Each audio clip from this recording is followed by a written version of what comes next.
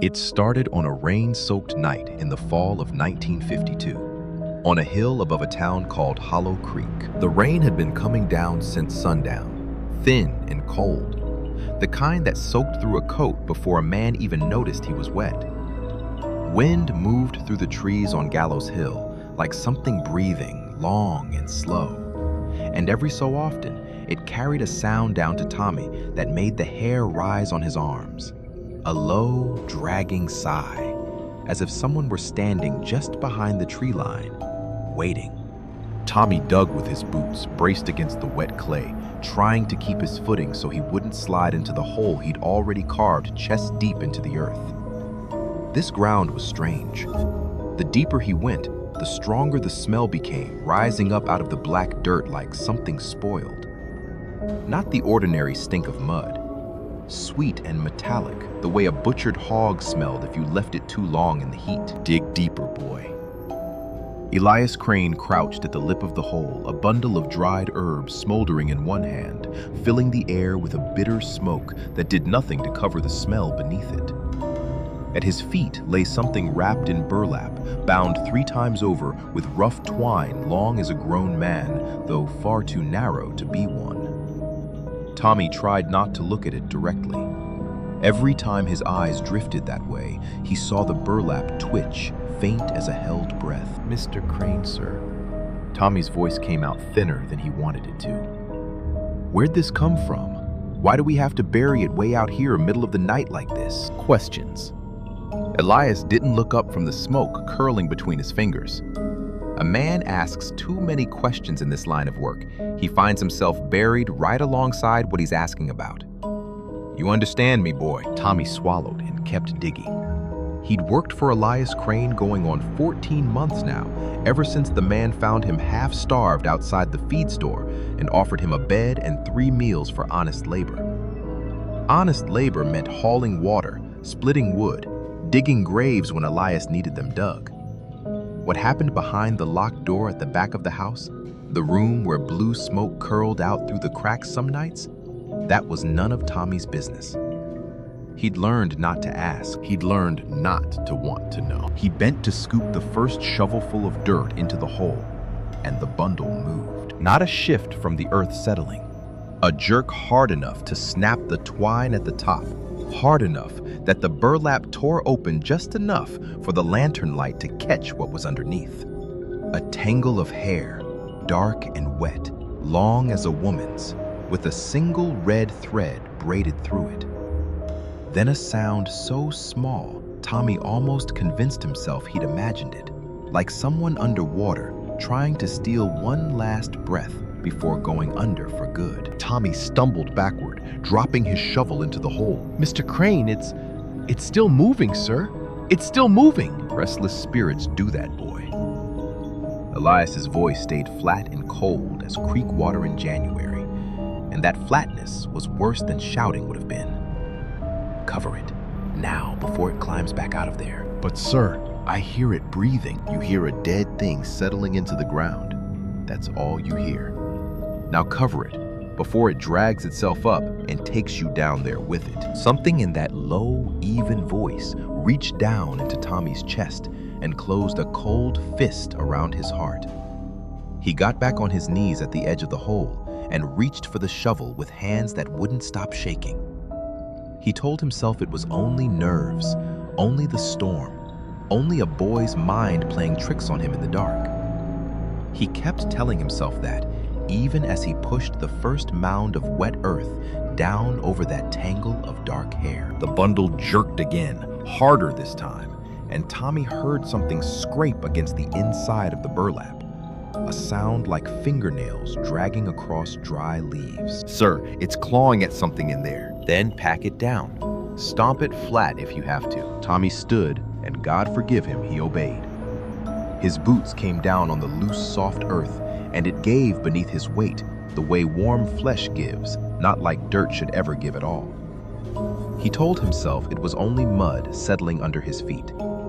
He told himself that all the way, until the ground finally lay still and quiet beneath him, and by then, there was no truth left in the telling. When it was done, Elias rose and drove the smoking bundle of herbs down into the packed earth like a marker, then dusted his palms against his trousers as though he had just finished planting turnips. There now, done. Tommy stood over the fresh grave, his whole body trembling, rain running down the back of his collar. Mr. Crane, why here? Why does it have to be this hill? This ground holds spirits close, boy. Bury a thing here, it can't wander far. It stays right where you want it, close enough to call whenever you have need of it. You think I choose these things at random? He turned back toward the trees where his mule waited hitched to a small wagon and lifted a stoneware jar sealed with a scrap of red cloth. He carried it against his chest the whole walk home, cradled the way a mother might carry a sleeping child, closer even than he'd held Tommy's shoulder that first night he took the boy in. They walked back down off the hill in silence, Elias in front with the jar, Tommy trailing behind with the shovel over his shoulder, unable to shake the feeling that something was still watching them from the dark tree line above. At the edge of town, right as they passed beneath the old oak that marked the boundary of Hollow Creek, Tommy heard it, a small sound coming from inside the jar.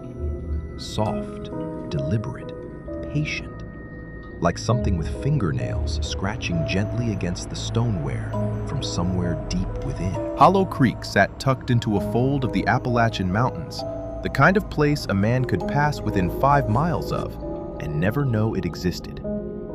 A shallow creek ran along its northern edge, giving the town its name, crossed by a single wooden footbridge that groaned under a wagon's weight. Beyond the creek rose Gallows Hill, bare and gray even in summer, the one place on God's earth where the local folks swore nothing decent would grow. Morning came gray and ordinary, as if the night before had never happened at all. Wood smoke rose from chimneys along Main Street. A rooster crowed somewhere past the general store. Women carried baskets toward the mercantile trading news of nothing in particular, and children chased each other around the churchyard fence, while old men sat on the porch of the feed store, chewing tobacco and watching the world pass by too slowly to matter. Tommy walked through all of it, feeling as though a pane of glass had come down between himself and everyone he passed. He nodded at Mrs. Whitfield outside the mercantile. He tipped his hat to the Reverend's wife.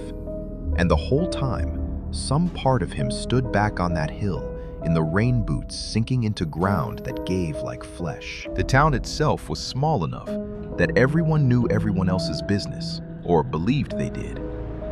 There was the white clapboard church at the top of the rise, its steeple visible from nearly every porch in town, bell ringing every Sunday morning to call the faithful in. There was the general store, where men gathered to argue about coal prices and the mine bosses. There was the schoolhouse, the blacksmith, and a scattering of houses running down toward the creek, most of them belonging to families who worked the coal seams cut into the mountainside beyond the ridge. And then there was Elias Crane's place, sitting apart from all of it, at the end of a rutted lane closer to the foot of Gallows Hill than any other house dared to sit. Nobody in Hollow Creek could say exactly where Elias had come from. He'd simply appeared some years back, driving a wagon loaded with strange bottles and bundles of dried roots, and built himself a narrow frame house with his own 2 hands before anyone thought to ask his business. It didn't take long to find out.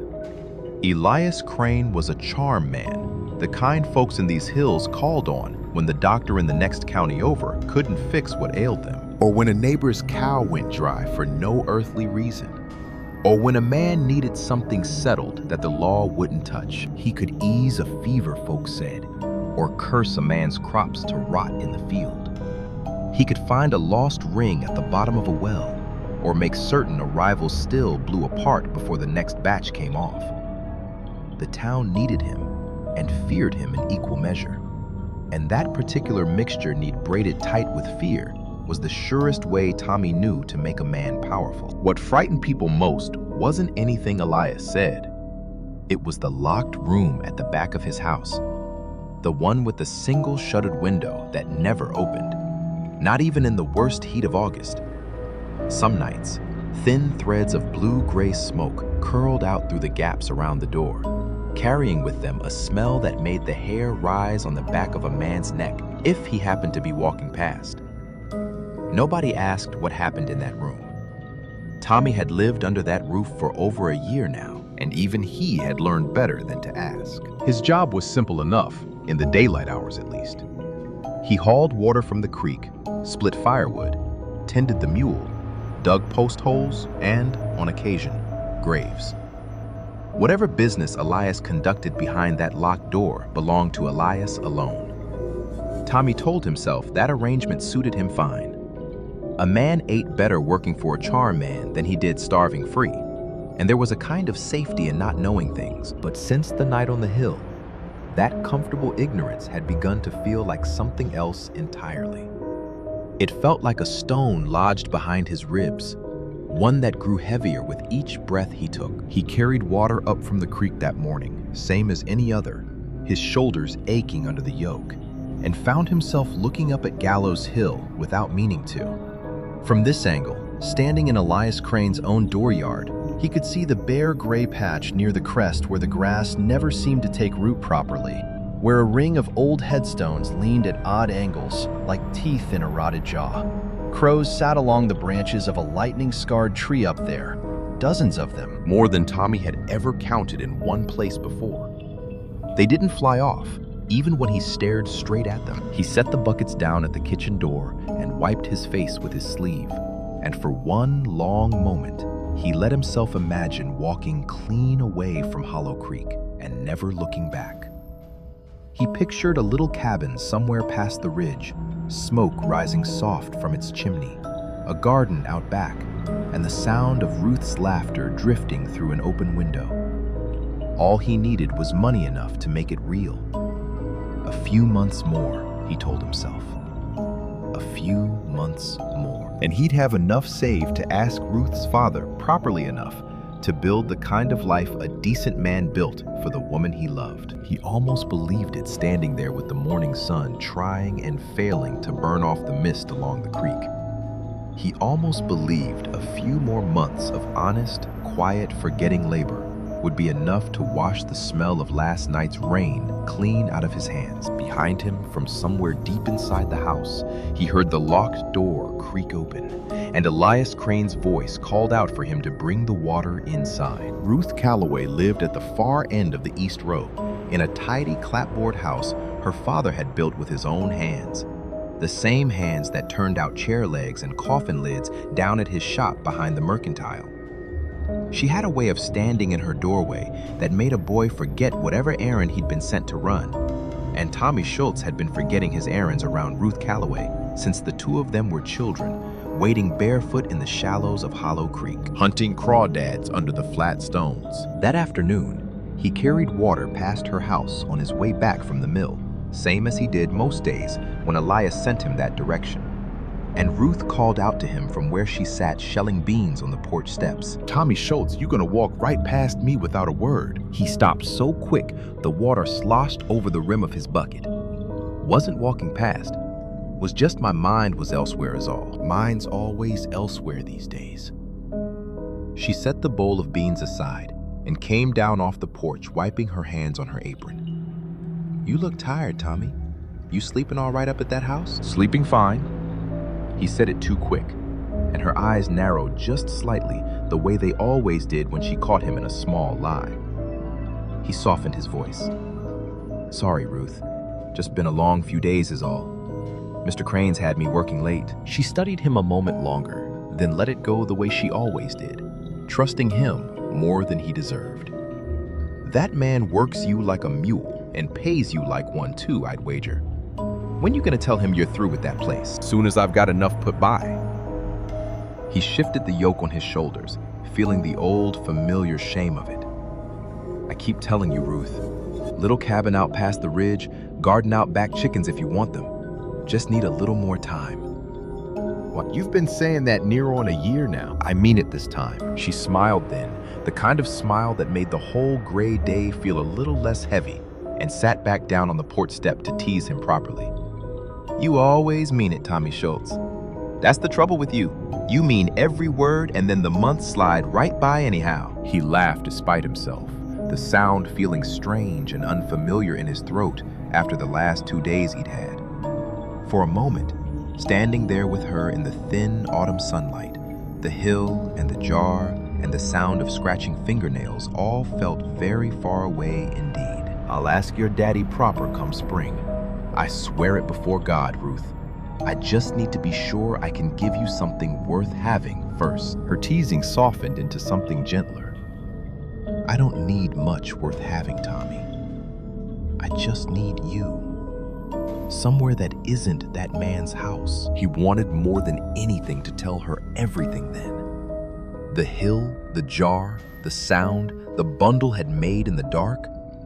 But some things a man couldn't hand to the woman he loved, not without poisoning whatever good remained between them. So he only nodded and told her soon, and left her on the porch with her beans, carrying the weight of his silence back up the hill, same as he carried his water. It was Pop Hatcher who noticed Tommy hadn't been eating right. The old woodcutter lived alone in a one-room cabin near the edge of the trees. A widower these 20 years with no children left living to fill the silence his wife had left behind. He earned what little he could, splitting cordwood and hauling for anyone who'd pay. And though he had less than almost anyone in Hollow Creek, he never let a hungry face pass his door without offering something warm to eat. Boy, you're thin as a fence rail. He pressed a roasted potato into Tommy's palm one evening as Tommy passed his cabin on the way home. Sit a spell. Eat something before you fall over. Tommy sat on the old stump outside Pop's door and ate, grateful for the warmth of it more than the food itself. Thank you, Pop. Didn't mean to trouble you. Ain't no trouble. Man's gotta eat. Pop settled onto his own stump with a groan, rubbing his knees. That Crane fellow keeping you up nights again. Something like that. Tommy kept his eyes on the potato, unwilling to meet the old man's gaze. He liked Pop too much to lie to him outright, so he said nothing further, and Pop, being a wise old soul, didn't press. It was Pop who'd first spoken kindly to Sarah, too, the quiet girl who kept house for Elias Crane, back before anyone had cause to worry over her at all. Pop would slip her a bit of cornbread when she came to fetch water at the spring house, same as he did for Tommy, and the girl would duck her head and thank him so softly he sometimes had to lean in to hear it. Sarah rarely spoke above a whisper. She'd come to Elias Crane's house some 2 years back, an orphan with no kin willing to claim her, and she'd learned early that quiet was safer than being noticed. She cooked, cleaned, mended, and kept to herself, and though Tommy and Sarah shared little more than a roof and a hard master, something like siblinghood had grown up quietly between them, born of shared misery more than shared blood. She gave him the good blanket on the coldest nights, claiming she didn't feel the chill the way he did. She'd slip him a bit more supper than her own portion when Elias wasn't watching. Once shelling beans together by the well, she'd looked up at Tommy with an expression he still remembered, something wistful and far away. You ever think on getting free of this place, Tommy? Every day, he told her. Why you thinking the same? She'd nodded slowly, staring off toward the road that led out of Hollow Creek. I just want somebody to want me somewhere else. Somewhere with a real bed and a real name folks say kindly. That's all I want. Not much, is it? Tommy hadn't known what to tell her then, so he'd only reached over and squeezed her hand, and she'd smiled at him small and grateful before returning to her beans in silence. He thought of that conversation often in the days that followed the burying on the hill, though he told himself each time that the thought meant nothing at all, that Sarah's dream of somewhere else had simply come early, and that was all there was to it. He told himself that with the same desperate conviction he'd used to convince himself the ground on Gallows Hill had only been settling beneath his boots. He almost believed it some nights. Almost. Sarah was gone by the time Tommy came down for breakfast 3 mornings later. He noticed first that the fire wasn't lit, which never happened, not since the day Sarah had come to live under Elias Crane's roof. He noticed second that her narrow cot in the lean-to off the kitchen sat empty. the thin blanket folded with a neatness that struck him as wrong somehow. Too careful, like a thing arranged rather than left behind in haste. "Mr. Crane, sir?" Tommy stood in the kitchen doorway, working up the nerve to ask, "Where's Sarah at?" Elias sat at the table, working a whittling knife against a scrap of pine, and didn't look up. "Gone." "Gone where?" "Gone is gone, boy. Took some coin from my strongbox in the night and lit out. Ungrateful little thing, after all I'd done for her." He set the pine scrap down and finally met Tommy's eyes, and something in that gaze dared Tommy to argue the point. "Don't suppose you know anything about that, do you?" "No, sir." Tommy felt his stomach turn over slow, like something rolling beneath still water. "Sarah wouldn't steal from you. She wouldn't run off neither, not without a word to anybody. Girls like that, you never can tell what's going on behind their eyes." Elias returned to his whittling, the knife biting into wood with small, precise strokes. "Best you forget about her. Plenty of work needs doing around here without her underfoot anyhow." Tommy did his chores that morning in a fog, hauling water and splitting wood with hands that moved on their own, while his mind circled back again and again to that neatly folded blanket. Sarah wasn't the sort of girl who ran off in the night without so much as a goodbye. She told him herself not 2 weeks past that all she wanted in this world was somebody to want her somewhere else. Somebody, she'd said, not something she'd go chasing after alone in the dark. By midday, the news had already spread through Hollow Creek, the way news always did in a town too small to keep secrets, carried porch to porch on the tongues of women hanging wash and men loafing outside the general store. Sarah, that quiet little orphan girl who kept house for the charm man, had stolen from her employer and run off in the night. Most folks accepted the story without much thought. An orphan with no kin to speak for her, no reputation to protect, wasn't the sort of person Hollow Creek troubled itself over for long. Pop Hatcher was the only one who wouldn't let it lie. Tommy found him sitting outside his cabin that evening, staring off toward the road that led out past the ridge, his brow furrowed deep with something that looked almost like grief. "Don't make a lick of sense to me, Tommy." Pop shook his head slowly. "That girl she come by here not 4 days back brought me a sweet potato she'd saved back special. Told me she wanted to save half for you on account of you been out digging graves with Crane all day, and she figured you'd come home hungry." Tommy's chest tightened at that. "A girl thinking to save you your half of the food? That ain't the kind of girl runs off without a word." "That's exactly what I'm saying." Pop spat off to the side, a habit he only fell into when truly troubled. "A girl who saves back food for a hungry friend don't turn around and steal from the man feeding her, then vanish in the dead of night. Don't sit right with me at all." Tommy wanted more than anything to tell Pop what he was thinking.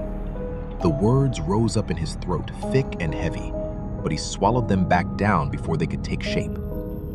He thought of the burlap bundle, the tangle of dark hair catching lantern light, the sound of something struggling to draw breath beneath layers of coarse cloth.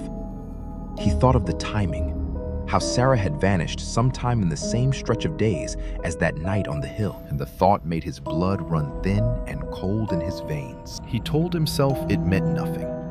Coincidence, he told himself.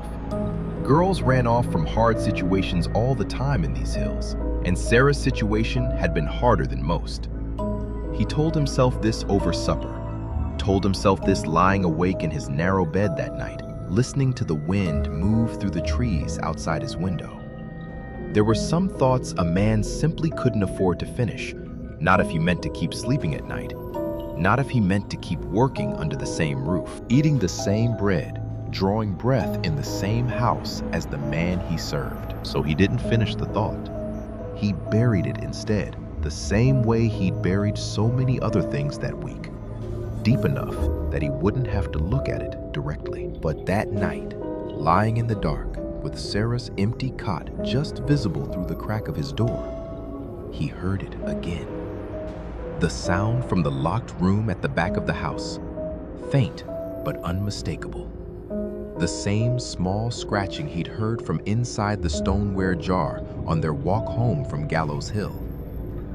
Patient, deliberate, like fingernails dragging slow against the inside of clay. Tommy pulled his blanket up over his ears and prayed silently, desperately for morning to come quickly. Cyrus Meeks ran the feed and grain out past the mill, and he'd built himself a small fortune in these hills through a simple, unyielding rule.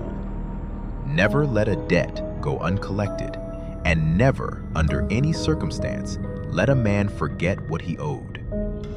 He was a heavy-set fellow with a face perpetually reddened by either sun or temper, and Hollow Creek tolerated him the way a body tolerates a splinter too deep to dig out easily. Elias Crane owed him for a wagon load of feed corn purchased some months back, a debt that had gone unpaid past 2 due dates already. Cyrus came to collect on a Tuesday afternoon, marching up the rutted lane to Elias's house with the righteous fury of a man who felt the world owed him satisfaction. Tommy was splitting wood in the yard when Cyrus arrived, and he set his axe down slow, sensing trouble the way a dog senses a storm coming. "Crane!" Cyrus's voice carried clear across the yard. "You gonna settle up, or you gonna keep hiding behind that locked door of yours like the coward you are?" Elias stepped out onto his porch unhurried, wiping his hands on a rag. "Mr. Meeks, didn't expect you come calling in broad daylight." Wouldn't have to if you'd pay what you owe like an honest man. "I'll settle with you when I'm good and ready." "Good and ready ain't good enough for me." Cyrus's face darkened further, and he took a step closer, jabbing a thick finger toward Elias's chest. "You know what I think, Crane? I think you're a fraud. I think you take folks' hard-earned money and give them nothing but smoke and mumbling in return. And I think it's high time somebody in this town said so out loud." Mr. Meeks, "I'd think carefully before you finish that thought." "Why you gonna curse me?" Cyrus laughed, short and ugly. "Go on then, do your worst, charm man. I don't believe in a lick of it, and neither does anybody else with a brain in their skull." Tommy watched Elias's face during that exchange, and something about the stillness of it frightened him worse than any shouting could have. Elias set down the rag he'd been holding, folded his hands together, and regarded Cyrus Meeks the way a man might regard a fly that had landed somewhere inconvenient. you'll have your payment, Mr. Meeks, in time. Now get off my property before I decide you've overstayed your welcome." Cyrus spat near Elias's boots and stormed off down the lane, muttering about frauds and swindlers loud enough for half the lane to hear. Elias watched him go without expression, then turned and walked back into the house without a word to Tommy, straight toward the locked room at the back. That night, Tommy lay awake, listening to the low murmur of Elias's voice coming through the walls. A steady, rhythmic chanting, unlike anything Tommy had heard from him before. He caught only fragments through the thin plaster. Something about debts owed and debts paid. Something about teaching a lesson. Around midnight, the murmuring stopped, and Tommy heard the stoneware jar shift, followed by the soft, unmistakable sound of the lid being lifted. He pulled his blanket over his head and did not look toward the sound again until morning. Cyrus Meeks was found the next day at the foot of Gallows Hill, near the old dry creek bed where the road curved close to the base of the rise. Word reached the general store by mid-morning, and by the time Tommy arrived with the delivery of split wood, half the town had already gathered at the edge of the property to see for themselves, though nobody dared step much closer than the fence line. Cyrus lay on his back in the wet grass, arms flung out to either side, his body facing squarely toward the hill, while his head had somehow twisted a full turn in the opposite direction. His eyes stared up at nothing, wide and fixed, and around his throat ran a raw, red groove, deep enough that some folks whispered it looked as though a rope had been drawn tight and yanked with tremendous force. "Lord have mercy." An old woman near the fence crossed herself. What in God's name could do a thing like that to a man? Snapped his neck clean around. A man beside her shook his head slowly. "Never seen the like. Must have fallen something terrible." Fallen how? Another voice, sharper. "Man don't fall and end up looking backward over his own shoulder. Somebody did this to him." Tommy stood at the edge of the crowd, unable to look away from that raw red mark circling Cyrus Meeks's throat, and felt the blood drain slowly from his face. He'd seen that same shape of injury before, in his mind if nowhere else, in every nightmare he'd suffered since the night on the hill. He thought of the sound the burlap bundle had made, the scratching from inside the jar, and felt something horribly, undeniably certain settle into his gut like a stone. While the crowd argued over what could have caused such a wound, Tommy's eyes drifted down toward the wet grass near where Cyrus had fallen. Something caught the pale morning light there, half hidden in a clump of weeds. He crouched, feigning interest in his boot, and closed his hand around it before anyone noticed. A single length of red thread tangled through several strands of long, dark hair. His stomach lurched. He closed his fist tight around the thread and rose quickly, tucking it deep into his pocket before anyone could see what he held. He didn't understand why he felt such urgent need to hide it, only that some deep animal instinct told him that if anyone else in Hollow Creek saw what he'd just found, there would be no undoing what came next. He walked home that evening with the thread burning like a coal against his thigh, and behind him, unseen, the crows on Gallows Hill watched him go. Elias took to drinking more heavily in the days following Cyrus Meeks's death, though it did nothing to dampen the satisfaction that seemed to radiate off him like heat from a stove. He sat at his kitchen table most evenings now, with a jug of moonshine at his elbow, humming tunelessly to himself, and Tommy learned quickly that a drunk Elias Crane was a talkative Elias Crane, dangerous in ways that sober silence never was. Pour me another, boy. Tommy obeyed, careful to keep his hand steady as he filled the cup, careful not to let his eyes drift toward the closed door at the back of the house. Elias watched him over the rim of his cup, something sly and pleased working at the corners of his mouth. You heard about Cyrus Meeks, I expect. Whole town's talking about nothing else. Yes, sir. Heard he had some kind of accident up by the hill. Accident? Elias barked out a short laugh. Ain't no accident, boy, and you know it well as I do. Man ought to learn to keep a civil tongue in his head when he's talking to his betters. Tommy said nothing, only stood near the stove with his hands clasped behind his back, waiting to see how far the drink would loosen Elias's tongue that night. You want to know how it's done? Elias leaned back in his chair, studying Tommy with an expression that mixed pride with something almost like affection, the kind of look a craftsman gives an apprentice he's decided might finally be ready to learn the family trade. I reckon you've earned the knowing, seeing as you helped dig the hole yourself. Tommy's mouth went dry. Sir, I don't rightly need to know. Of course you do. Elias waved a hand dismissively. Sit. I'll tell you plain since you're too much of a coward to ask outright. Tommy sat more out of fear of refusing than any genuine desire to hear what came next. What we buried up on that hill wasn't just some restless spirit passing through, boy. What I made up there, that's a bound spirit. You take the hair and the blood of somebody who wronged somebody full up with rage and grief right at the moment of passing, and you seal it proper in a vessel with the right words spoken over it.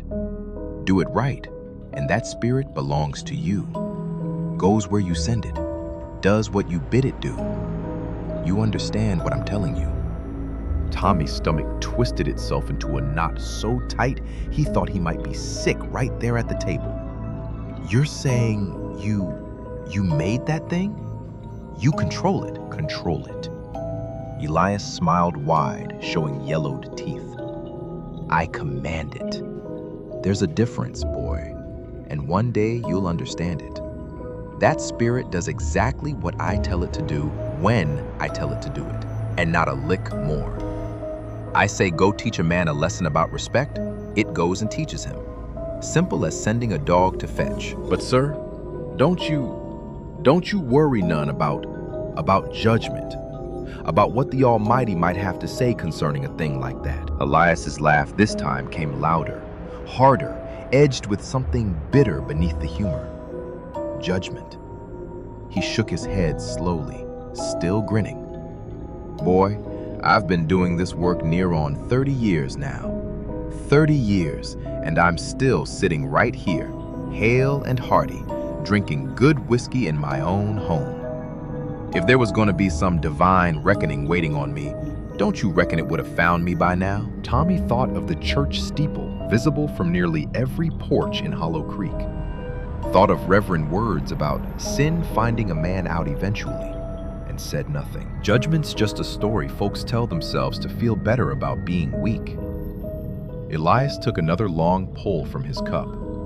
Meanwhile, I sit here with more power in my little finger than the whole rest of this pitiful town combined. Folks fear me. Folks need me. And a man who's feared and needed in equal measure, boy, that man might as well call himself a king. Ain't that so? He looked at Tommy then, waiting for agreement, and Tommy nodded because the alternative frightened him too much to consider. Elias seemed satisfied with the nod, leaning back further in his chair, drink sloshing dangerously close to the rim of his cup. This whole valley's gonna learn real quick who holds the reins around here. Anybody crosses me, anybody speaks against me the way that fool Meeks did, well, Elias trailed off, gesturing loosely toward the locked door, toward whatever waited patiently within the stoneware jar. They'll learn. One way or another, they'll learn. Tommy sat very still, watching the firelight flicker across Elias's flushed, satisfied face, and felt something cold settle deep into his chest. He wanted more than he'd ever wanted anything to ask about Sarah. To ask plainly whose hair had been braided with that red thread, whose blood had sealed whatever lived now inside that stoneware jar on the shelf behind the locked door. But he didn't ask. Some part of him understood with terrible clarity that once he asked the question aloud, there would be no pretending anymore, no comfortable fog of not quite knowing to hide inside. And so he held his tongue and finished pouring Elias's drink, and told himself that ignorance, however cowardly, was still safer than the truth. Elias drank himself to sleep in his chair that night, still muttering about kings and fools and lessons yet to be taught.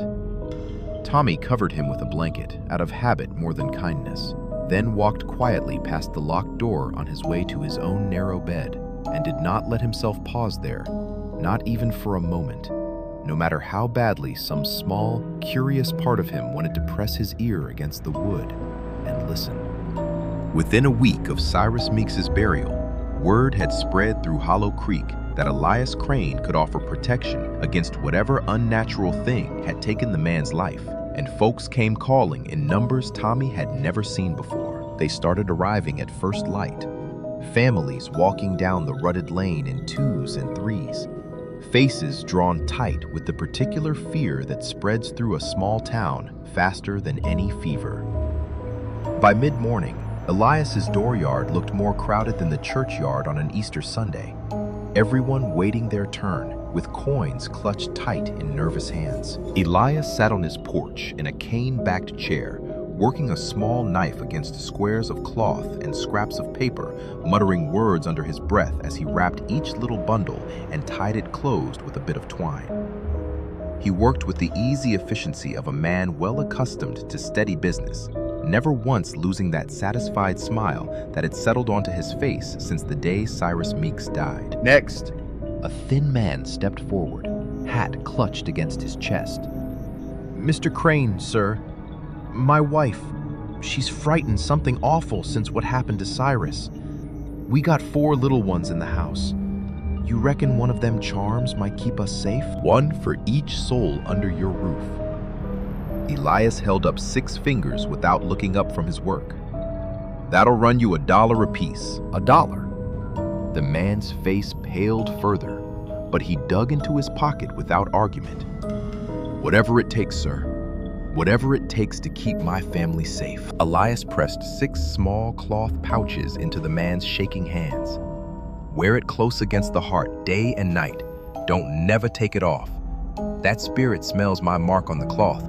It'll know better than to trouble anybody carrying my protection. You understand?" "Yes, sir. Thank you, sir. God bless you, sir." Tommy stood off to the side near the woodpile, watching one family after another exchange their hard-earned coin for scraps of muttered-over cloth, and felt something sour and heavy settle in his stomach with every transaction he witnessed. He knew better than anyone gathered in that yard exactly what kind of spirit they were seeking protection from. He knew too precisely who that spirit had been in life, though he still couldn't bring himself to speak her name aloud, even inside the privacy of his own thoughts. By evening, the last of the townsfolk had gone home, clutching their little charms, and Elias counted his day's earnings by lantern light with the greedy satisfaction of a man who'd finally found the surest business a charm man could practice. Best day's work I've had in years, boy. He grinned at Tommy across the table, coins glittering in neat little stacks. Fear pays better than curing warts, I'll tell you that much. Folks will empty their pockets clean when they're frightened enough. Tommy said nothing, only nodded and busied himself with clearing the supper dishes, unable to look Elias in the eye without his stomach turning over. Pop Hatcher came to him a few days later, proud as Tommy had ever seen the old man, holding up a small cloth pouch on a leather cord around his neck. Got myself one of them charms, Tommy. He patted the pouch affectionately against his chest. Cost me near everything I had put by, but a man can't be too careful these days. Not with whatever's out there wandering the hills at night. Something in Tommy's chest tightened painfully at the sight of that little cloth pouch resting against Pop's shirt. Pop, I don't rightly think. I ain't sure that charm's gonna do what you think it's gonna do. Nonsense, boy. Pop waved off the concern with the easy confidence of a man who'd already made peace with his decision. Man like Crane, he knows his business. Wouldn't be charging folks good money if it didn't work now, would he? Tommy wanted desperately to explain, to somehow make Pop understand without revealing the terrible truth he carried locked inside his own chest. Just be careful, is all I'm saying, Pop. Whatever's happening around here, I don't think it plays by rules a body can understand easy. Pop chuckled, clapping Tommy on the shoulder with genuine warmth. You worry too much for a young fellow, you know? That man's gotta trust something in this world. And right now, I'm trusting this here charm to see me through whatever's stalking these hills. Tommy held his tongue about the charm itself, knowing full well that arguing further would only earn him confused looks and gentle dismissal. But as Pop turned to head back toward his cabin, Tommy caught his sleeve, urgency rising in his chest like floodwater against a failing dam. Pop, listen to me now. If you hear somebody calling your name outside your door at night, somebody sounds familiar, somebody you think you recognize, don't you dare answer it. Don't open that door for nothing, you hear me? No matter what it sounds like, no matter who it sounds like calling. Pop's easy smile faltered slightly at the sudden intensity in Tommy's voice. Boy, you're starting to scare me a little talking that way. I mean it, Pop. Promise me. Whatever you hear outside that door after dark, you stay put and you don't answer. Something in Tommy's expression must have carried the full weight of his fear, because Pop's teasing smile faded into something more solemn. All right, son. All right. I hear you. I'll keep my door shut tight. Don't you worry none. He patted the charm against his chest once more, as though the gesture alone might ward off whatever danger Tommy seemed so certain lurked nearby, and walked off toward his cabin in the gathering dusk. Tommy watched him go, throat tight with words he still couldn't bring himself to speak plainly, and prayed silently that a warning alone might prove enough to keep the old man safe. It would not. The days that followed settled into an uneasy quiet, the kind that sits over a town like fog after a storm has passed, but before anyone trusts the sky enough to venture back outside. Nobody spoke openly of Cyrus Meeks anymore, though his name lingered in every hushed conversation at the well and every careful glance toward Gallows Hill. Folks wore their charms and told themselves the worst had passed. Tommy went about his chores same as always, though sleep came harder each night, and every shadow along the tree line seemed to hold its breath the moment he looked its way. He went to fetch water from the creek one evening, just as the light began to fail, the sky overhead bruising purple and gray above the ridgeline. The path down to the water ran close along the base of Gallows Hill before curving toward the wider creek, and Tommy usually hurried through that stretch without lingering eyes fixed straight ahead. That evening, something made him stop, and Tommy. The voice came soft from somewhere behind him, familiar in a way that stopped his heart cold in his chest. He turned slowly, water bucket forgotten in his hand, and found a girl standing several paces off among the reeds along the creek bank. Slight build, a plain brown dress soaked through despite the dry evening, dark hair hanging loose and wet around her shoulders. Sarah. The name left his mouth before he could stop it, though even as he spoke it, some deep animal part of him screamed that this could not possibly be right, that Sarah had vanished weeks ago, that Sarah was gone. The girl tilted her head slightly, studying him with an expression he couldn't quite place. You remember me after all? I wondered if you would. Sarah, is that really you? Tommy took an unconscious step backward, his boot catching against a root. Where you been all this time? Folks said you ran off. I never ran anywhere, Tommy. Her voice carried a strange, hollow quality, flat and unhurried, entirely unlike the shy, quick whisper he remembered. I've been right here this whole time, waiting for somebody to remember me proper. Tommy's chest tightened painfully. What do you mean, waiting? Waiting for what? That night at the hill. Her head tilted further, an unnatural angle that made something crawl cold up Tommy's spine. Why'd you cover me up like that, Tommy? I called out for you. I called and called. Didn't you hear me calling? The bucket slipped from Tommy's numb fingers, striking the ground with a hollow thud that seemed to echo far too loudly in the sudden stillness of the evening. He wanted to run, every instinct screaming at him to turn and flee back toward town, but his legs refused to obey, rooted to the spot as surely as the reeds along the bank. I didn't know. His voice came out barely above a whisper. God forgive me, Sarah. I didn't know you were. I didn't know it was you in there. You knew something was wrong. Her voice remained soft, almost gentle, and somehow that gentleness frightened him worse than anger would have. You felt it move. You heard it breathing. You knew, Tommy.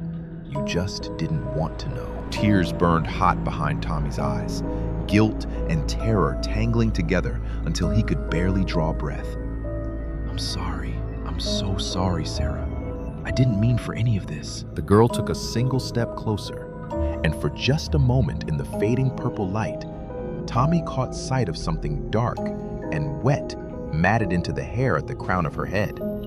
Something that glistened wrong, in a way he refused to let himself examine too closely. Come closer, Tommy. Let me see your face proper. Every muscle in his body screamed against the idea, and yet he felt his feet shifting forward almost of their own accord, drawn by some pull he couldn't name or resist. He'd taken perhaps 2 steps toward her when a sudden explosion of noise erupted from the crest of Gallows Hill above them. The entire roost of crows launching skyward all at once, shrieking and wheeling against the darkening clouds. The sound broke whatever spell had settled over Tommy. He blinked, gasping, and when he looked back toward the reeds along the creek bank, the girl was simply gone. No sound of footsteps retreating, no rustle of disturbed reeds, simply gone, as though she had never stood there at all. Tommy abandoned his water bucket entirely and ran the whole way home, lungs burning, not daring to look back over his shoulder even once. He told no one what he'd seen that evening. He convinced himself, lying rigid and sleepless in his narrow bed that night, that exhaustion and grief had conjured some manner of waking dream along the creek bank, nothing more.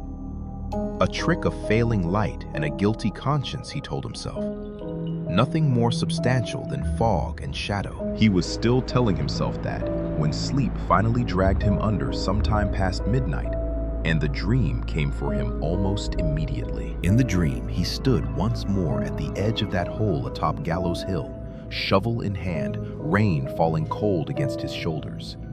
The burlap bundle lay before him, same as before, and he found himself scooping earth over it, same as before, unable to stop his own hands from the motion, no matter how desperately his mind screamed for him to cease. Then, in the dream, a hand thrust up through the loose earth and closed around his wrist. Cold, so terribly cold, and impossibly strong fingers digging into his flesh, hard enough to bruise. From somewhere beneath the ground, a voice spoke low and resonant, in a way that seemed to vibrate up through the very soil beneath his boots. "You remember me now." Tommy woke with a strangled gasp, thrashing upright in his narrow bed, drenched in cold sweat. He pressed a trembling hand against his own chest, willing his heart to slow, and then froze entirely as his palm brushed against something cold and wet resting on his pillow. He struck a match with shaking fingers and stared down at what lay there in the flickering light.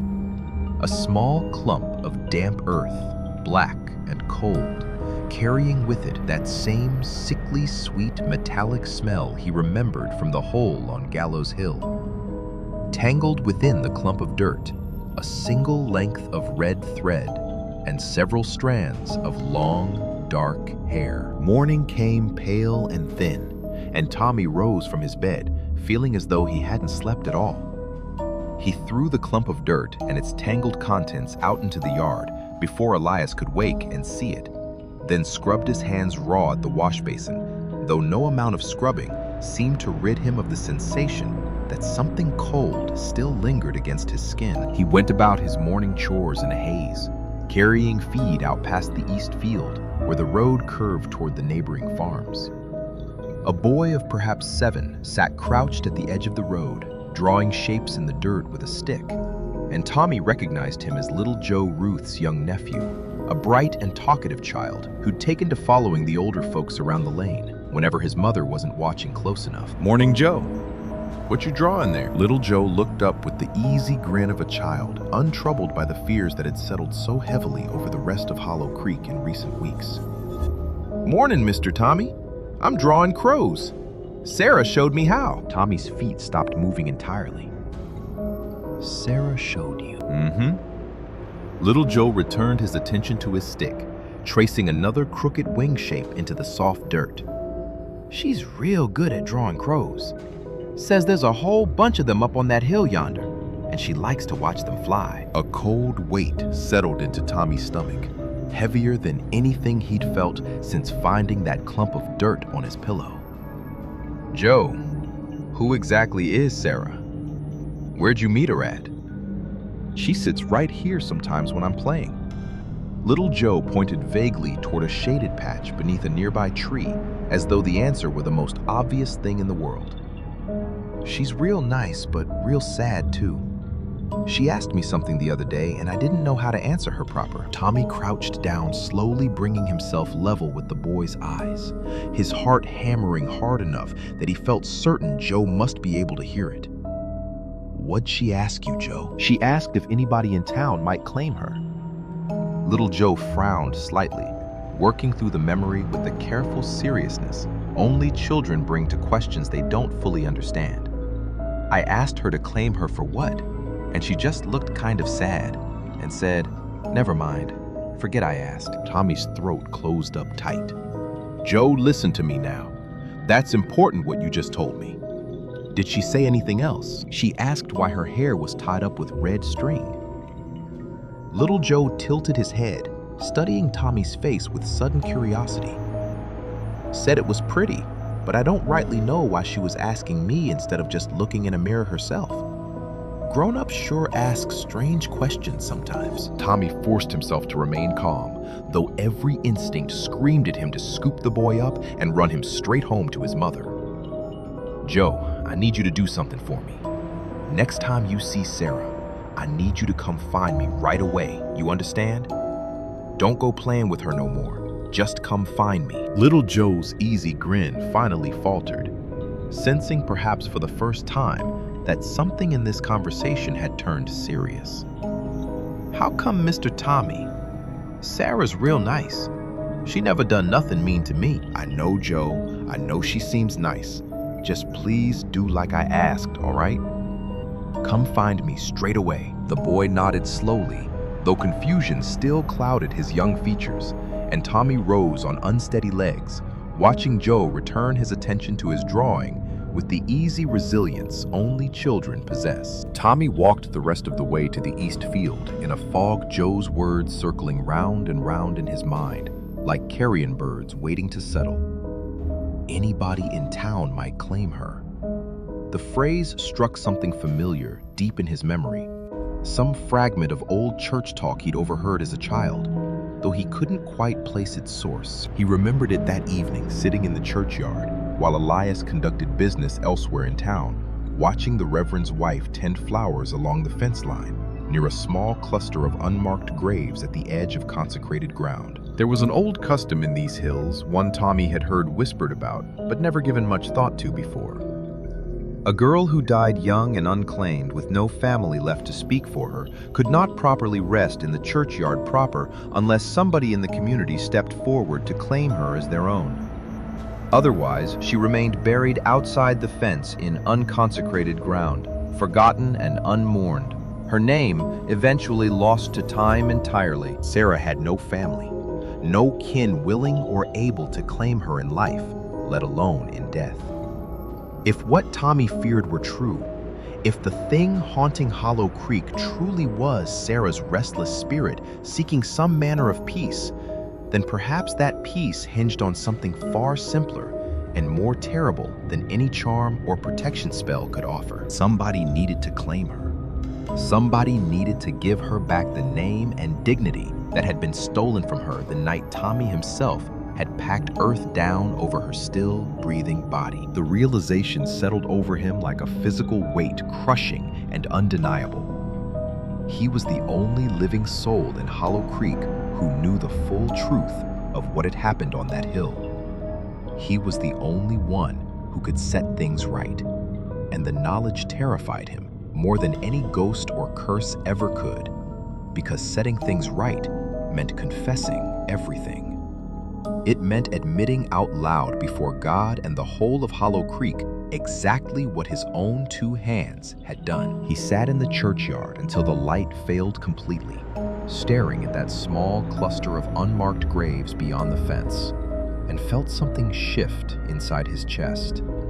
Guilt and resolve tangling together into something he didn't yet have a name for, though he suspected with growing dread that he would need to find one soon. 3 nights passed without incident, and Hollow Creek began cautiously to breathe easier. No further deaths had occurred since Cyrus Meeks, and folks whispered amongst themselves that perhaps the worst truly had passed, that whatever unnatural thing stalked the hills around town had been satisfied with a single soul, or perhaps frightened off entirely by the charms Elias had sold so readily.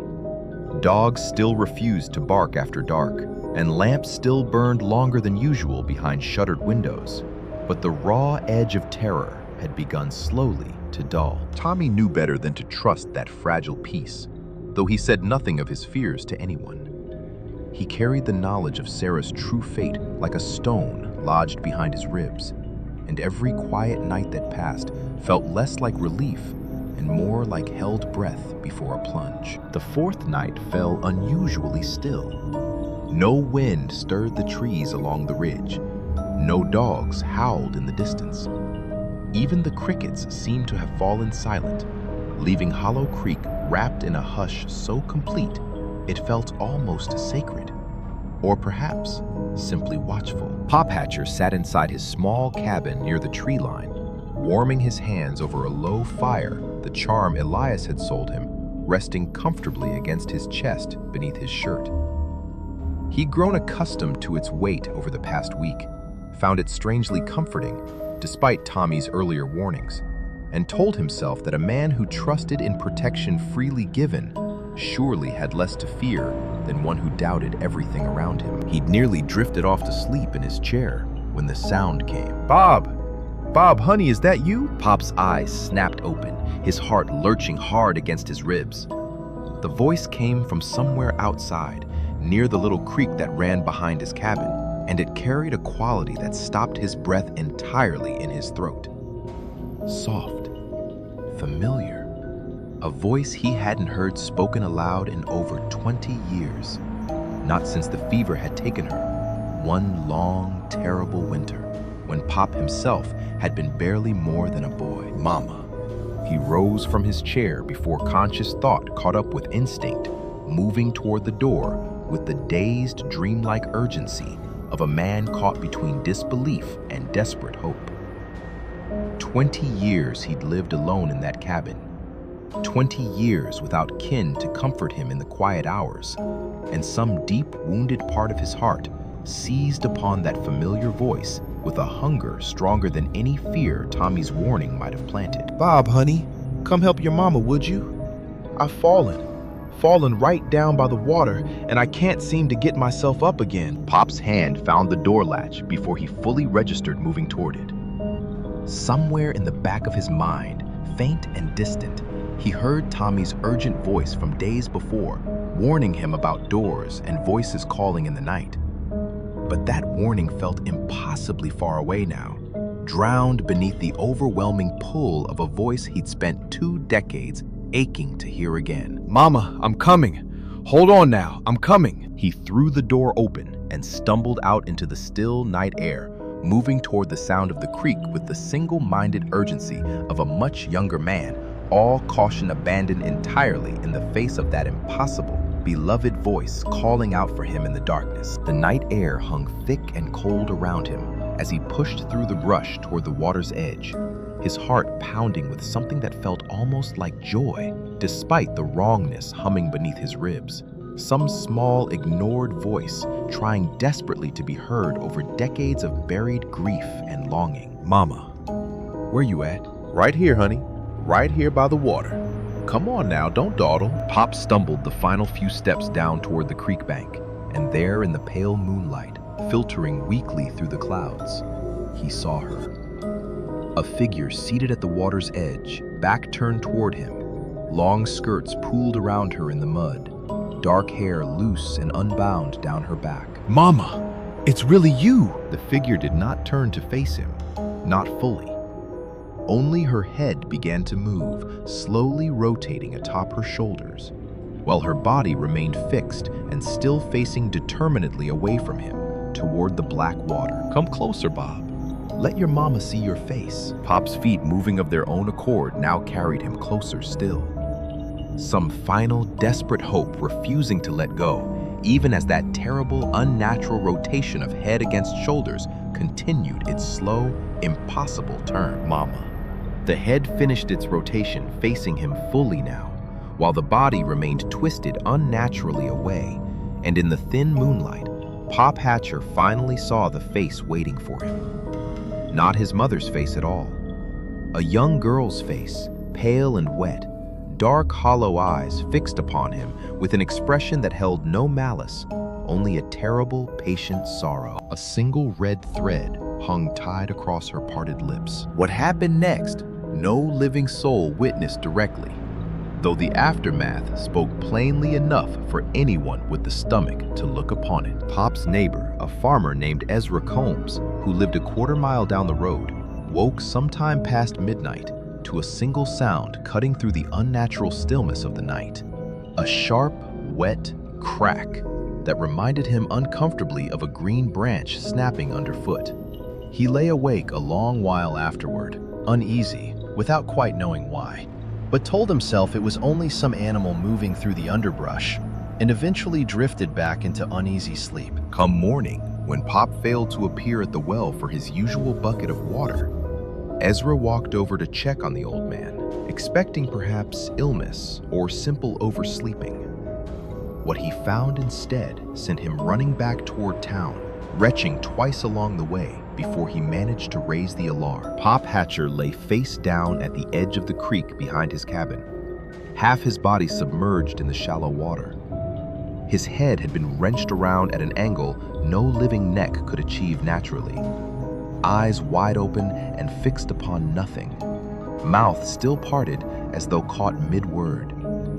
Around his throat, the same raw red groove that had marked Cyrus Meeks weeks before, deep and unmistakable. Tommy arrived with half the town drawn by Ezra's frantic shouting and pushed through the gathering crowd until he stood close enough to see clearly. Something inside him broke quietly at the sight, grief crashing through the numbness he'd worn like armor these past weeks. He remembered Pop's kindness, the roasted potatoes pressed into his hands on cold evenings, the old man's easy laughter, his simple, generous heart. He knelt beside the body, despite the horrified murmurs of the crowd, reaching to gently close Pop's staring eyes. And it was there, kneeling in the wet grass, that he noticed something clutched loosely in the dead man's collar. He reached inside, fingers trembling, and withdrew the little cloth pouch Elias had sold him, the charm meant to keep him safe. It had disintegrated, entirely reduced to a small clump of blackened, sodden paper, as though it had been soaked in something corrosive and left to rot for weeks rather than days. Lord have mercy. An older woman near the front of the crowd crossed herself, staring at the ruined charm in Tommy's palm. He was wearing his protection, wasn't he? Pop had one of Crane's charms, same as the rest of us. He did. Ezra Combs' voice shook badly. Showed it to me himself not 4 days past, proud as could be. Then how? A younger man pushed forward, face pale with a fear that had clearly begun curdling into something else. If the charm's supposed to keep us safe, how in God's name did it fail to save a harmless old widower who never did a lick of harm to anybody in his whole life? The question hung over the gathered crowd like smoke, heavy and impossible to dismiss. Cyrus Meek's folks could rationalize easily enough. A man with enemies, a man who'd insulted the charm man himself, surely deserved whatever fate found him eventually. But Pop Hatcher had wronged no one. Pop Hatcher had done nothing but split wood and share his meager supper with anyone who came hungry to his door. Maybe he wore it wrong somehow. An older man offered weakly, grasping for explanation, the way a drowning man grasps for driftwood. Maybe there's some manner of proper way to wear the thing, and Pop just didn't know it. Or maybe a woman's voice, quieter, but somehow carrying further than the rest, cut through the murmuring crowd. Maybe that charm never did a lick of good for anybody at all. Silence fell over the gathering, thick and uncomfortable, as the full weight of that quiet suggestion settled over everyone present. Nobody wanted to speak the thought aloud, the terrible possibility that Elias Crane's protection amounted to nothing more than empty promises sold to frightened, desperate people. Tommy knelt there in the wet grass beside Pop's body, clutching the ruined charm in one hand, and felt something shift and crack open wide inside his own chest. He thought of every kindness Pop had shown him, every shared potato and gentle word of comfort offered freely to a struggling, frightened boy with nowhere else to turn. "I'm sorry, Pop." His voice came out barely above a whisper, meant for no ears but his own, and whatever power might still be listening from somewhere beyond this world. "I should have told you everything, should have made you understand. This is on me. All of this, it's on me." The crowd slowly dispersed as the morning wore on, carrying Pop's body toward the church for proper burial preparations, though the questions raised that morning lingered stubbornly behind, refusing to disperse alongside the mourners.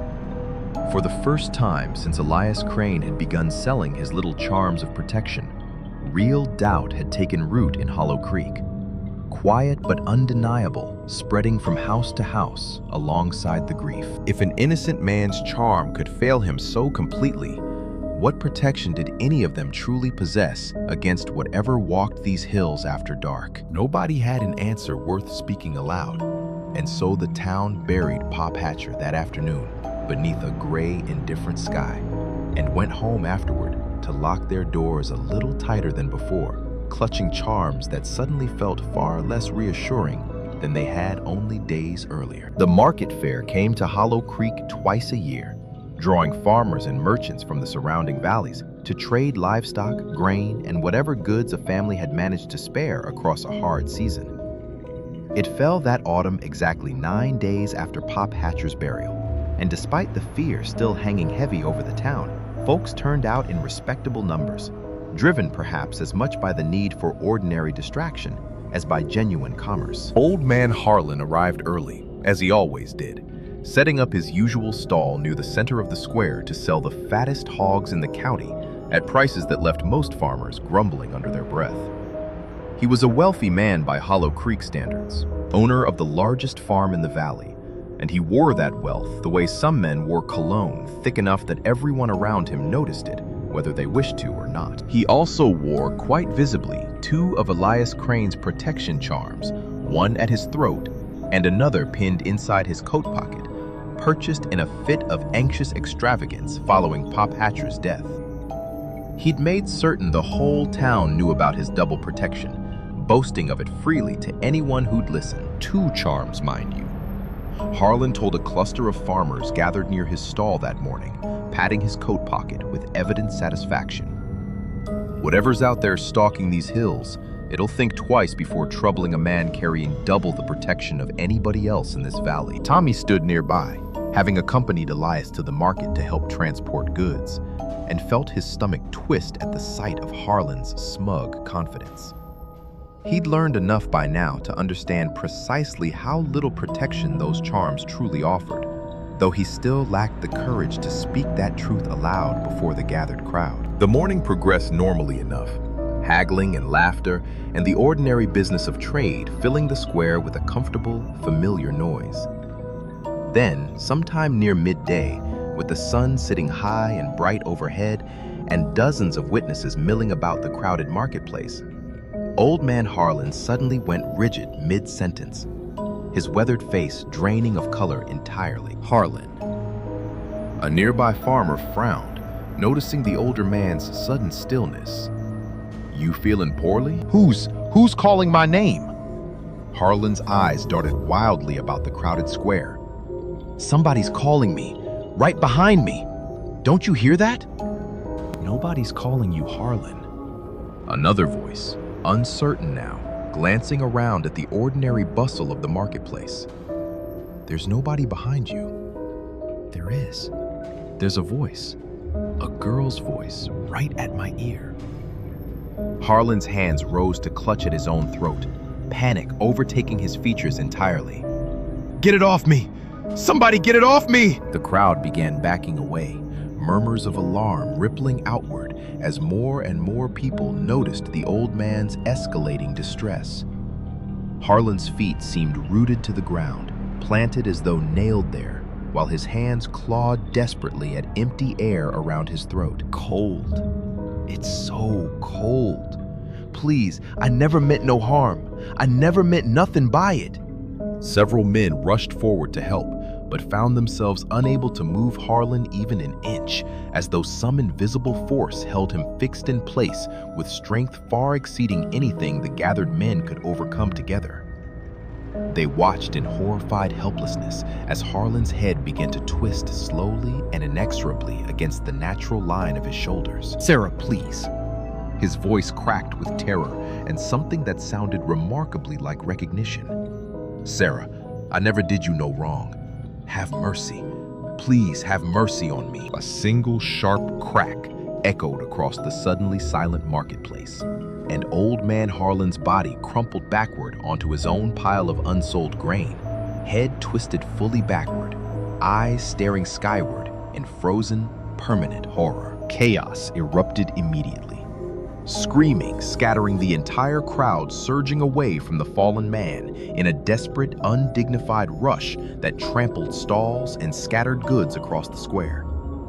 Somewhere amid that panicked scramble, a farmer's wife later swore she'd glimpsed a young girl in a plain brown dress standing quietly beneath an oak tree at the edge of the square, watching the chaos unfold with mournful, patient eyes, before simply fading away into the bright afternoon sunlight. By the time order returned to the marketplace, 2 charms lay discovered inside Harlan's ruined coat, both reduced to identical clumps of blackened, disintegrated paper. The name Harlan had spoken aloud in his final terror spread through Hollow Creek faster than any wildfire could have managed. Sarah. Not some nameless, restless spirit or vague curse, but a specific name. A name several older residents suddenly recalled belonging to the quiet orphan girl who'd once kept house for Elias Crane before vanishing so mysteriously months before. That single name changed everything. Whispered speculation turned overnight into open, frightened conversation, and for the first time since Cyrus Meeks's death, Hollow Creek began questioning openly whether Elias Crane's charms had ever offered protection at all. By evening, families across town were tearing the little cloth pouches from around their necks, some burning them in their hearth fires, others burying them deep in their gardens, a few simply hurling them into the creek and watching the current carry them away. They told themselves that ridding their homes of the useless charms might finally grant them some measure of safety. They did not yet understand that whatever hunted Hollow Creek had never cared about charms at all. It followed a different scent entirely, one that clung far more stubbornly than cloth and twine ever could. And no amount of burning or burying would wash that particular scent away. Tommy could not sleep that night, nor the night after, lying rigid in his narrow bed, while every creak of the old house sent ice water flooding through his veins. He understood now with terrible clarity that Harlan's death had shifted something fundamental in whatever hunted Hollow Creek. It no longer confined itself to darkness or isolation. It walked freely now wherever it chose, whenever it chose, unbound by any rule Tommy had previously convinced himself might offer some measure of safety. 3 nights after the market fair, he lay awake long past midnight, staring at the ceiling of his small room when the smell reached him first. Burnt hair, faint but unmistakable, drifting through the darkness like smoke from some distant fire. Tommy's breath caught in his throat, every muscle in his body locking rigid beneath his thin blanket. The smell grew stronger, thickening the air until he could taste it, bitter and acrid at the back of his throat. Then came the sound, fingernails scraping slow and deliberate against the packed dirt floor of his room, drawing closer with each passing second. Tommy wanted desperately to leap from his bed and run, but his limbs refused to obey, frozen solid by a terror so complete it felt almost like drowning. The scratching reached the edge of his cot, and Tommy felt the thin mattress shift beneath an unseen weight settling upon it, exactly as though someone had climbed up beside him in the darkness. A hand closed around his ankle, ice cold and slick with something that felt uncomfortably like wet mud. Tommy tried to scream, but no sound emerged. His voice locked as tightly as the rest of his body. The hand released his ankle, only to grasp higher, moving with slow, methodical patience up along his calf, pausing, releasing, grasping again at a point slightly higher still, as though searching deliberately for something specific. It climbed higher still, past his knee, along his thigh, and Tommy felt hot tears sliding silently down his temples into his hair, utterly helpless against whatever moved so purposefully across his own bed in the pitch darkness of his room. He heard breathing now close beside his face, wet and rattling, carrying with it that same overwhelming smell of burnt hair and damp earth. A single strand of cold, wet hair brushed against his cheek, and in the absolute blackness of the room, he sensed, rather than saw, 2 hollow, dark eyes fixed intently upon his own face. A hand settled against his chin. Another pressed flat against the crown of his head.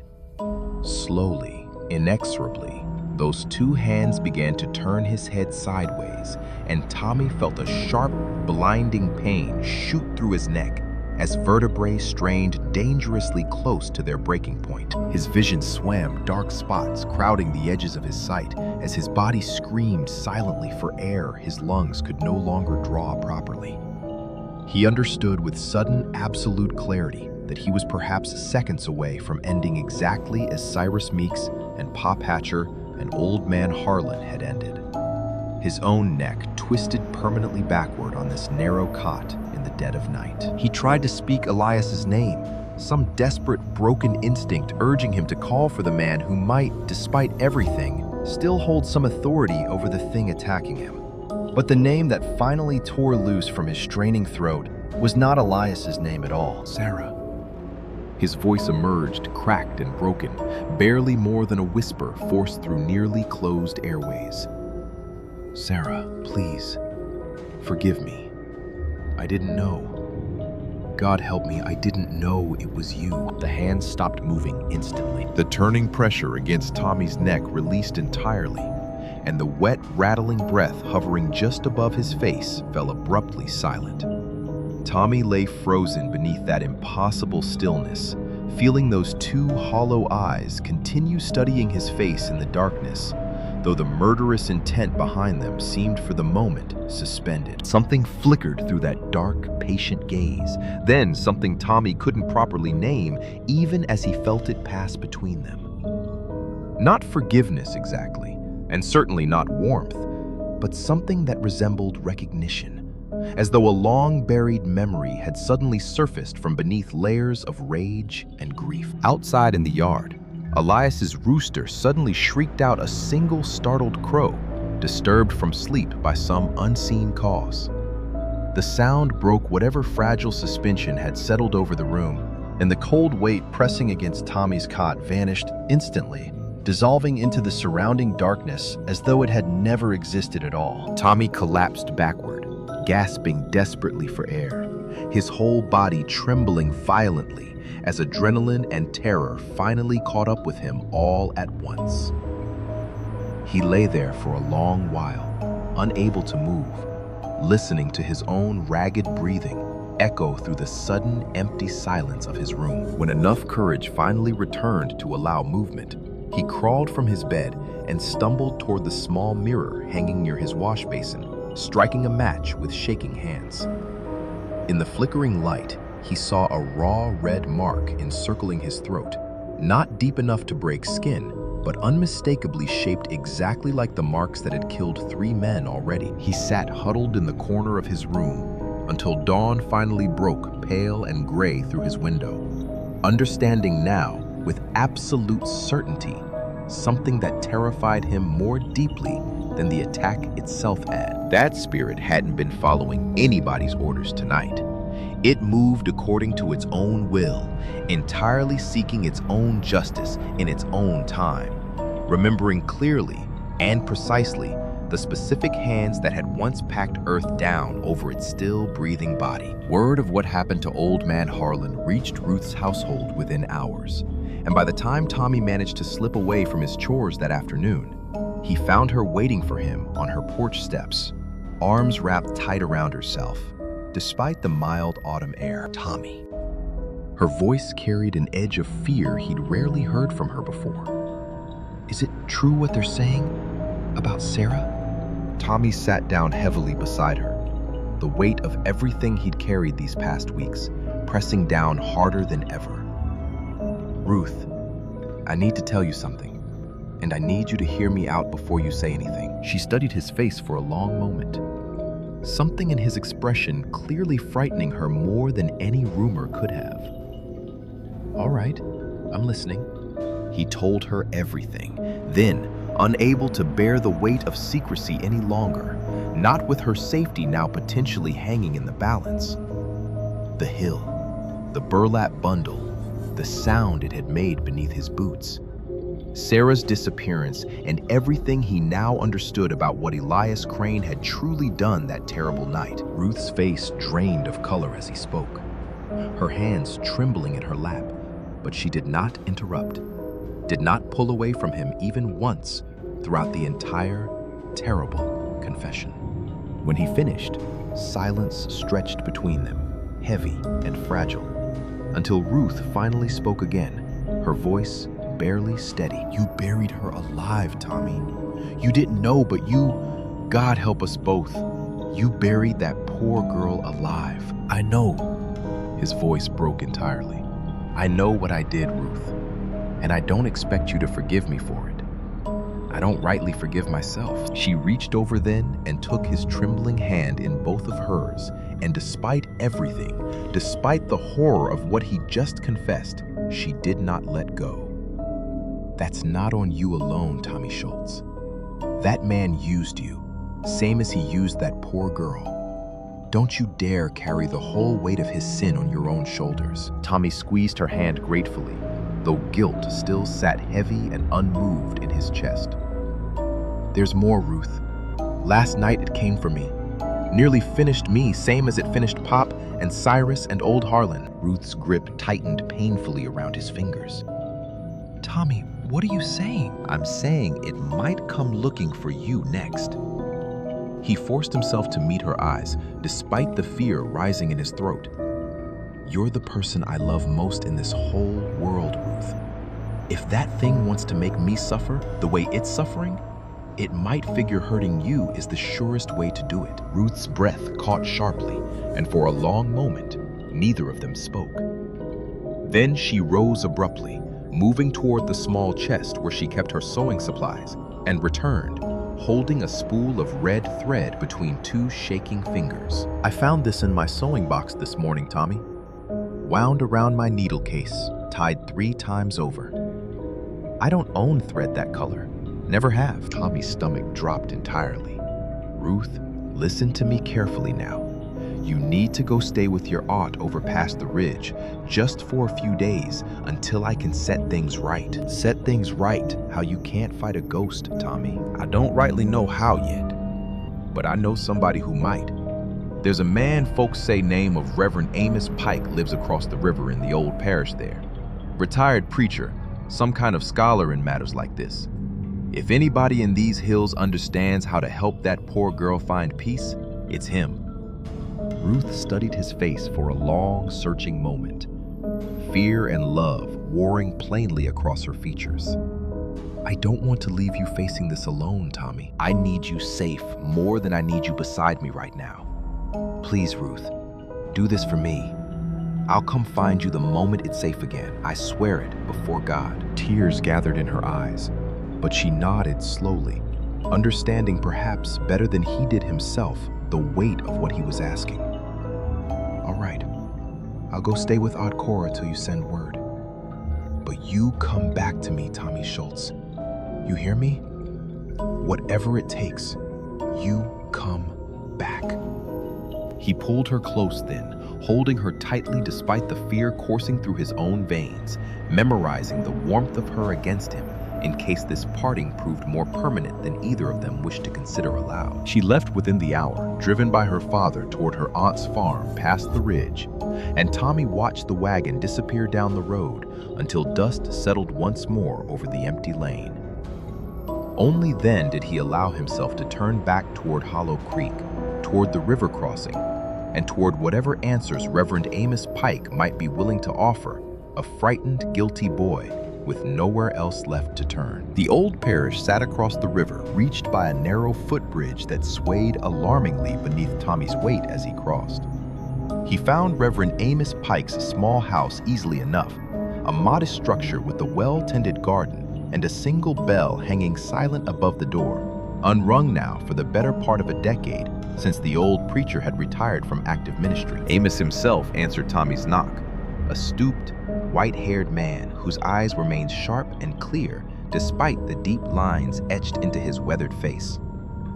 He studied Tommy for a long moment before speaking. You've got the look of a man carrying something heavy, son. Come in then. Sit. Tommy told him everything, the words tumbling out faster than he could properly organize them. But Amos listened without interruption, his expression growing steadily graver as the story unfolded. When Tommy finally mentioned the specific method Elias had used, the binding of hair and blood taken from someone dying in grief and rage, Amos went very still indeed. Say that again, son. Tell me exactly what Crane called it. He called it a bound spirit, sir. Said he took the hair and blood of somebody who died wronged, sealed it proper in a jar with the right words spoken over it. Amos was quiet for a long moment, staring into the middle distance with an expression Tommy couldn't quite read. I'd thought that particular practice lost to these hills generations back. Foolish of me, I suppose, to think evil ever truly forgets how to repeat itself. He fixed Tommy with a piercing look. Tell me something, son, and tell me true. The night you buried her, did she struggle? Did you hear her breathing? Tommy's throat tightened painfully. Yes, sir. She was breathing. She was moving. Mr. Crane told me it was just a restless spirit settling, but I heard her, sir. I heard her trying to breathe. Amos closed his eyes briefly, something like genuine pain crossing his weathered features. Then you understand what you actually did that night, don't you? You didn't bury a corpse, son. You buried a living, breathing girl. The words landed like physical blows, though Tommy had suspected the truth for weeks now. Hearing it spoken plainly by another man's voice made it undeniably, horrifyingly real. I know, sir. God help me, I know that now. That particular binding, the old ways call it drowning the soul in its own body. Amos's voice grew heavier still. You don't simply kill the person you mean to bind. You bring them right up to death's very door, close enough that the soul can't fully cross over, but far enough that it can't properly return either. Then you seal that trapped, tormented soul away before it can escape entirely. The rage and grief and terror of that moment, that becomes the very fuel powering the binding itself. Tommy felt sick, understanding now with terrible completeness exactly what had been done and what his own hands had contributed toward completing. So that's why she's not resting. Why she's still here hurting folks. A soul wronged that grievously carries an anguish few binding vessels can properly contain. Amos continued grimly. Crane believed he could command such fury, direct it like a trained dog fetching whatever he pointed toward. But rage that powerful rarely stays leashed for long. But sir, the charms. Why did the charms fail? Even folks who never wronged her, even Pop Hatcher, who was kindness itself, why would she come after him? Amos leaned forward, his expression grave. Tell me exactly what Crane told folks those charms would accomplish. Said the spirit would smell his mark on the cloth. Said it'd recognize his protection and steer clear of anybody carrying it. There's your answer, then laid out plain as daylight. Amos shook his head slowly, disgust evident in his tightened jaw. That spirit isn't hunting according to guilt or innocence, son. It's hunting according to scent, precisely as Crane himself described. The scent of the man who murdered her. Every charm Crane sold carried his own mark, woven directly into the fabric, meaning every soul who wore one walked around marked with the very scent that spirit was seeking. Tommy's blood ran cold with sudden, horrifying understanding. He wasn't protecting anybody at all. He was marking them. Marking every one of them for death. Precisely so. And consider this, son. Consider who in this whole valley carries that particular scent most strongly of anyone. Tommy already knew the answer before Amos finished speaking it aloud, the truth settling over him like a physical weight crushing down against his chest. Crane himself, first and foremost. And after him, you, son. You lived beneath that man's roof better than a year. You dug that grave with your own 2 hands. You packed that earth down with your own boots. Whatever scent that spirit hunts you, carry it every bit as strongly as Crane does himself. Perhaps more so now, given how close it's already come to finishing you. The full horror of his situation settled over Tommy, completely understanding, finally, why the spirit had come for him so relentlessly, despite his desperate innocence in the original scheme. Then what do I do, sir? How do I stop this? You cannot destroy what that spirit has become, not through violence, nor through further binding. Her suffering runs too deep for any exorcism or blessing to simply erase. Amos rose slowly, moving toward a small shelf lined with worn, leather-bound books. What you can do, what you must do, is help her find peace. Return her name. Return her body to consecrated ground. Grant her finally the dignity and recognition denied her throughout her entire brief, wretched life. Tommy nodded, firmly resolve hardening despite the fear still coursing through his veins. I'll do whatever it takes, sir. Just tell me how. We'll need to retrieve her remains from that hill tonight before another soul suffers for Crane's sins. Amos began gathering supplies as he spoke movements deliberate and practiced, despite his advanced age. I must warn you plainly, son. Disturbing that grave, disturbing whatever remains of her binding, that will provoke her most violent response yet. We may not survive tonight's efforts. Tommy swallowed hard against his own fear. I understand, sir. One more thing, and this concerns me deeply. Amos paused, fixing Tommy with an unsettling look. A soul bound and tormented, this severely, sometimes changes, becomes something other than what it once was in life. What answers you tonight on that hill may indeed be Sarah's rightful spirit seeking justice, or it may be something Crane's foul magic has twisted into an entirely different shape altogether, wearing her memory like a borrowed coat. Tommy's chest tightened with fresh dread. How will I know the difference, sir? You may not until it's far too late to matter. Amos's expression turned solemn.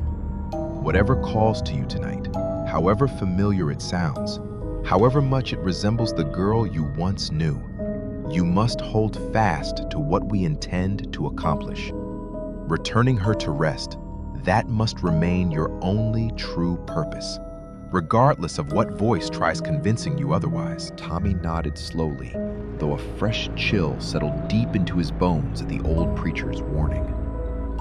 Together, they gathered what supplies the night's grim work would require and prepared to cross back toward Hollow Creek as daylight began its slow retreat toward evening. They crossed back into Hollow Creek as the last light faded from the sky and made their way toward Gallows Hill beneath a thin drizzle that had begun falling sometime after dusk.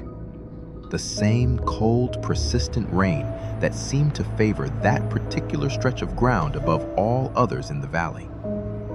Amos carried a small satchel containing his Bible, a vial of consecrated oil, and a handful of rock salt, while Tommy carried a shovel and a lantern whose flame guttered weakly against the damp night air. The crows sat motionless along the branches of the lightning-scarred tree as they approached, dozens of dark shapes, utterly silent, despite the two men's obvious approach. Not one bird stirred, not one wing rustled, and something about that unnatural stillness unsettled Tommy far more than if they'd taken flight, screaming into the night sky. This is the place. Tommy's voice came out barely above a whisper as they reached the familiar mound of earth near the hill's crest. Right here. Amos studied the ground briefly, then nodded once, grim resolve settling over his weathered features.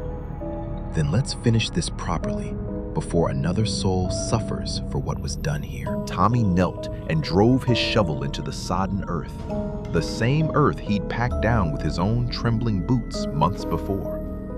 The first strike felt like a physical blow against his own conscience, but he forced himself to continue, understanding that only through this terrible excavation might any measure of justice finally be achieved. He'd barely managed 3 shovelfuls when a voice cut sharply through the darkness behind them. Well now, look what's crawled back up my hill in the dead of night. Tommy spun around, heart lurching violently, to find Elias Crane standing several paces off, lantern held high in one hand, his face twisted with a fury Tommy had never witnessed before. Clutched tightly against his chest with his other arm sat the stoneware jar, its red cloth seal still firmly in place. Mr. Crane. Tommy's voice shook despite his best efforts at composure. This ends tonight. We're setting her free. Setting her free. Elias's laugh carried no humor whatsoever, only cold, brittle rage. "You ungrateful little wretch. I took you in, fed you, gave you honest work, and this is how you repay me?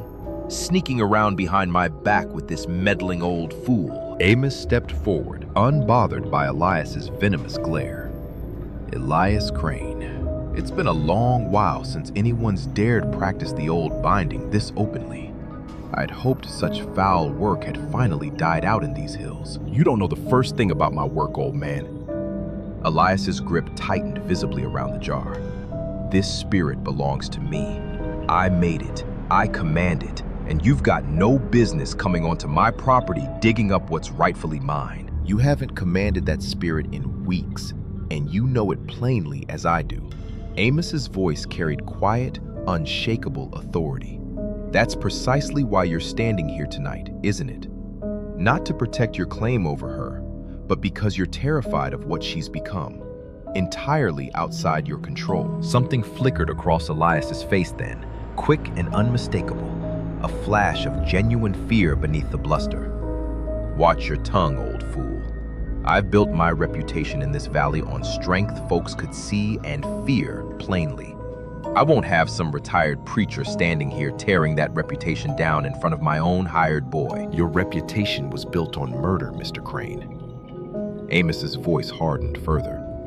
"You took an innocent girl's life to fuel your own petty ambitions, and now that same girl's suffering has slipped entirely beyond your control.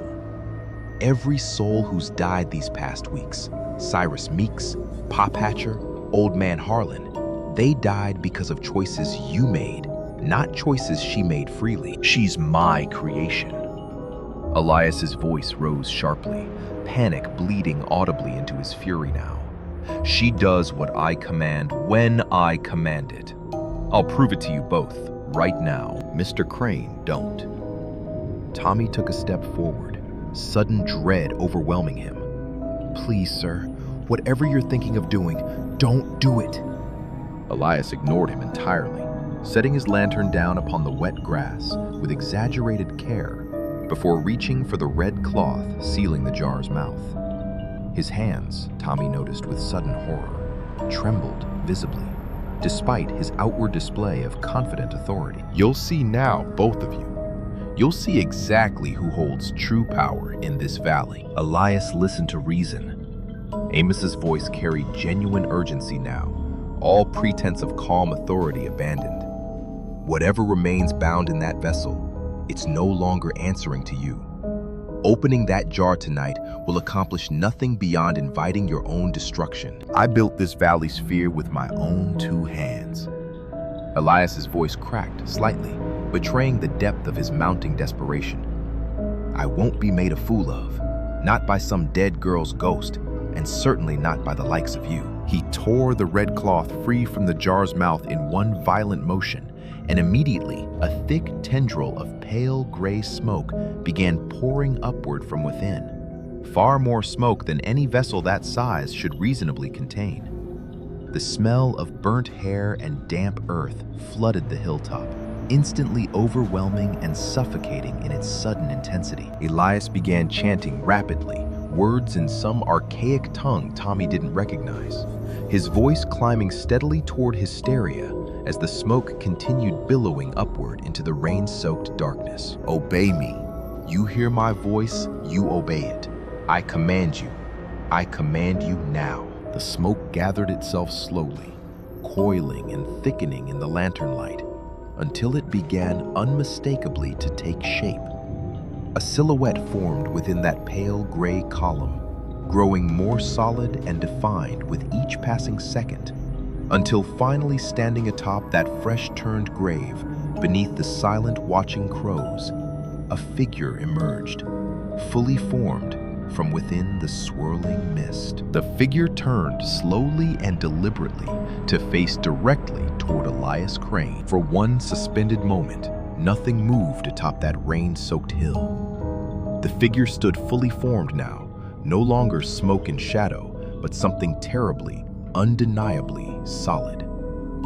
A young woman in a soaked brown dress, dark hair hanging wet and heavy around her shoulders, skin pale as bleached bone beneath the flickering lantern light. Her neck hung wrong, bent permanently to one side, at an angle no living neck could sustain. Yet her head remained lifted, eyes fixed directly upon Elias Crane with an intensity that seemed to pierce straight through him. Those eyes held no whites at all, only deep, hollow black, and around her parted lips, a single length of red thread remained knotted tight, pulling her mouth into something resembling a smile, though nothing about her expression suggested amusement. Sarah. Elias's voice cracked entirely now, all pretense of authority abandoned. I made you. I gave you purpose. You answer to me. The figure took a single step forward, and with that step came a sound like green wood splintering, sharp and wet. Elias stumbled backward, the confident mask he'd worn for years finally shattering completely across his weathered features. Stay back. I command you, stay back. She continued advancing, each step accompanied by that same terrible splintering sound, and Elias retreated further still. His earlier bravado dissolved entirely into naked animal terror. He fumbled the stoneware jar from his grip, letting it fall and shatter uselessly against the wet grass, and turned to flee entirely. He managed only a few desperate strides before some invisible force yanked him backward, as though caught by an unseen hand closing around his very spine. He staggered, regained his footing briefly, then felt two ice-cold hands settle against either side of his skull, one beneath his chin, another pressing firmly against the crown of his head. No, please! His voice dissolved into pure, wordless terror. I'll release you. I swear it. I'll let you go free. The figure leaned close against his ear, her voice barely above a whisper, yet somehow carrying with perfect clarity across the entire silent hilltop. Be still now. Listen to your teacher. A single sharp crack echoed across Gallows Hill, and Elias Crane's body crumpled instantly to the wet earth, head twisted fully backward atop his shoulders, eyes staring skyward in permanent, frozen horror. He fell precisely upon the same fresh-turned grave he'd once forced Tommy to pack down beneath his trembling boots. The crows launched skyward all at once, screaming into the rain-soaked darkness, before vanishing entirely from sight. The figure turned slowly, deliberately toward where Tommy stood frozen beside Reverend Amos, her pale, ruined hands lifting once more, exactly as they had lifted against Elias only moments before. Tommy felt every instinct screaming at him to run, to flee down that hillside and never look back. Instead, he forced himself to remain perfectly still, dropping the shovel from his trembling grip and standing fully upright to face her directly. It's me. His voice shook badly, but he forced the words out regardless. Sarah, it's me, Tommy, the one who covered you up that night. I didn't understand what I was doing. I believed him when he told me you were already gone. I was wrong, and I was weak, and I am so sorry. She continued advancing each splintering step, bringing her closer still, until she stood mere inches away, close enough that Tommy could smell the damp earth and burnt hair clinging to her ruined form. But before you take what's owed to you, his voice cracked entirely now, tears mixing freely with the falling rain. Let me give you back what he took first. Your name, your rest. Let me put you somewhere decent, somewhere with your name spoken over you kindly, same as you always wanted. She stood motionless before him, hollow black eyes studying his face with an intensity that seemed to search for something specific hidden deep within him. Behind her, Reverend Amos began speaking softly, not words of binding or command, but a gentle, murmured prayer, the same tone one might use comforting a frightened, grieving child. rather than confronting a vengeful spirit. Slowly, the figure lowered her raised hands. Tommy dropped immediately to his knees beside the fresh grave, digging desperately with bare hands, now tearing through the loose earth layer by layer until his fingers finally struck something solid, wrapped in the rotted remains of burlap and moldering fabric. Within lay a small, curled skeleton, hands still raised upward in a final desperate gesture toward the surface she'd never managed to reach in time. Tommy gathered those small remains gently into his arms, sobbing openly now, no longer caring who witnessed his grief. "I'm sorry. God forgive me. I'm so sorry." Reverend Amos knelt beside the shattered stoneware jar, gathering the ruined pieces along with the sodden remains of hair and dark viscous residue that had once fueled Elias Crane's terrible binding. He crushed what remained entirely beneath his boot heel, murmuring final words of blessing over the wreckage. The moment the jar's last fragment crumbled fully apart, a sudden cold wind swept across the hilltop, carrying away the last lingering traces of burnt hair and damp earth entirely. The air seemed to lighten immediately, the oppressive weight that had hung over Gallows Hill for months finally beginning to lift. The figure remained standing nearby throughout, watching Tommy cradle her small remains with an expression that had softened considerably from its earlier terrible fury. For just a moment, beneath the pale, ruined features, Tommy glimpsed something of the shy, gentle girl he'd once known. The one who'd shared her blanket on cold nights and saved back food for a hungry friend. She said nothing further. She simply nodded once slowly before her form began dissolving gently into the falling rain, fading entirely from sight until nothing remained atop that hill except two exhausted, grieving men, one broken body, and the small, precious bones finally free to find their proper rest. Word of Elias Crane's death spread through Hollow Creek before the sun had fully risen the next morning. A group of men climbed the hill at first light and found him precisely where he'd fallen, head twisted backward atop his own shoulders, lying face up on the very grave he'd once forced a frightened boy to dig in the dead of night. Nobody stepped forward to prepare his body for proper burial. The town's undertaker refused outright, and eventually it fell to a handful of men who covered him in an old feed sack and buried him at the edge of the property. No marker, no service, no prayer spoken over the ground. "Somebody's got to answer for all this," Ezra Combs said, standing over the shallow grave with his hat in his hands. And I reckon he just did. Inside Elias's locked room, searchers found the remnants of his terrible trade laid bare. Broken jars, dried herbs, scraps of paper marked with strange symbols, and tucked beneath a loose floorboard, a small ledger, listing the names of every soul who'd ever purchased one of his so-called protection charms. Nearly half of Hollow Creek's families appeared somewhere on that list, and the discovery settled over the town like a cold, sobering rain. Reverend Amos gathered the community at the churchyard 3 days later, standing before the assembled crowd, with Tommy beside him, still carrying the weight of everything that had happened. Though something in his posture had shifted, straightened somehow, as though confession had lifted a burden even grief couldn't fully replace. Amos spoke plainly to the gathered townsfolk. This girl, in her short life, was treated as though she belonged to no one. An orphan, overlooked, unclaimed, and because of that neglect, she became vulnerable to a wickedness none of us properly recognized until it was far too late.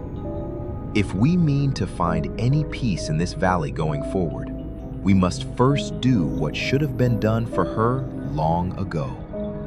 We must claim her as our own. Silence held over the churchyard for a long moment, until an elderly widow stepped forward first, leaning heavily upon her cane. "I'll claim her." The old woman's voice trembled with age and emotion both. "I've no children of my own left living. I'll claim that child as my own granddaughter, and I'll see her buried proper, with flowers on her grave every spring for as long as I've got breath left in me." Others followed quickly after neighbors, stepping forward, one by one, some confessing their own guilt at having purchased Elias's charms, all offering whatever small measure of belated kindness they could manage. By the time the gathering ended, the entire town had claimed Sarah as one of their own, gathering funds together for a proper headstone and a place of honor within the churchyard fence itself. They buried her there the following Sunday, her small remains washed and wrapped with gentle care, laid to rest beneath a modest stone marker bearing a single word carved deep into granite.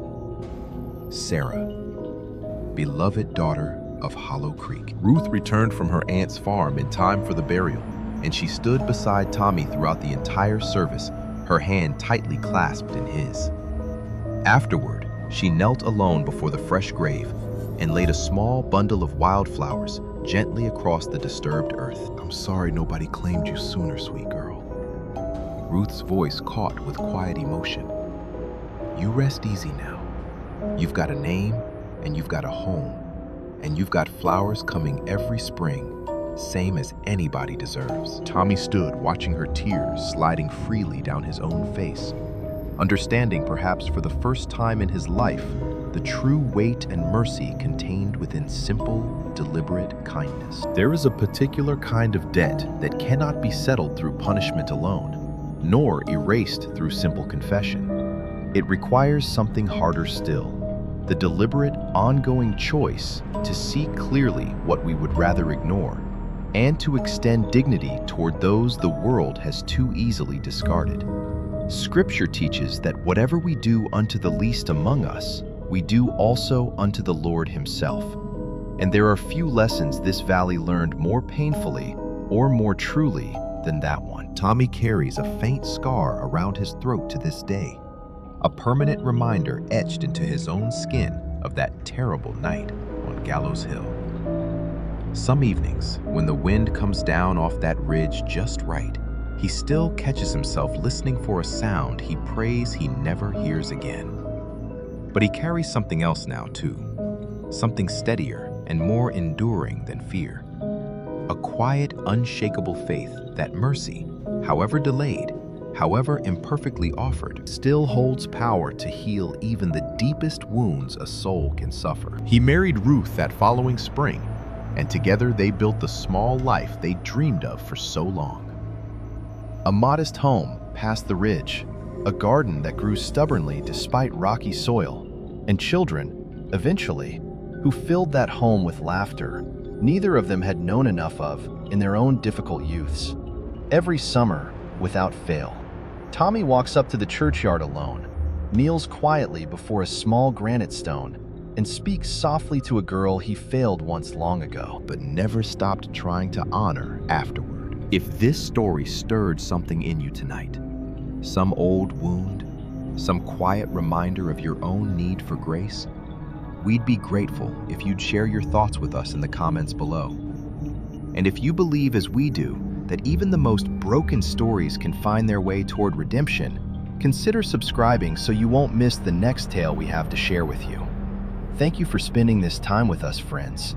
Until next time, may you walk gently, and may you never overlook the ones the world too easily forgets.